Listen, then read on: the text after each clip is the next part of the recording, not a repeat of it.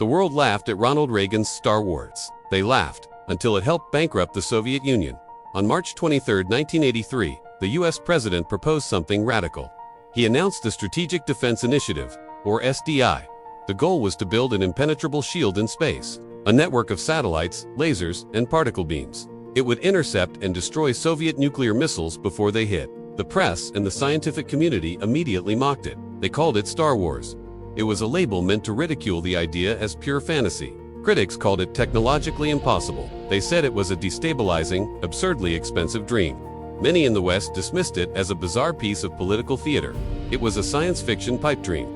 The laughter was heard around the world. But in the Kremlin, no one was laughing. The Soviet leadership was absolutely terrified. They didn't know if the technology was possible. And that was exactly the problem. What if the Americans, with their vast technological base, could actually do it?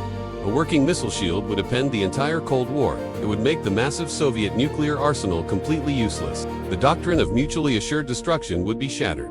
America could, in theory, launch a first strike without fear of retaliation. This was an existential threat to the Soviet Union. The Soviets felt they had no choice but to respond. They had to develop their own version. They had to create countermeasures. They began pouring billions upon billions of rubles into research. They diverted vast resources to counter a threat that didn't even exist yet. This was a race they could not afford to run. The Soviet economy was already rotting from the inside. It was stagnant, inefficient, and buckling under massive military spending. The disastrous war in Afghanistan was draining it dry. Star Wars was the final straw. It forced the Kremlin into an economic arms race they were guaranteed to lose. They were competing against a computer-generated concept. They were shadowboxing with a fantasy.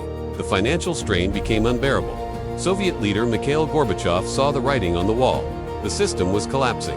He desperately needed to end the arms race. This economic desperation led to reforms. It led to arms reduction treaties. It accelerated the very changes that would lead to the Soviet collapse. The Star Wars program never actually built its space shield. Much of the technology remained on the drawing board.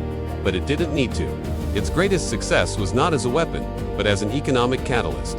The program that the world laughed at had exposed the fatal weakness of its rival. It had forced an empire to spend itself into oblivion.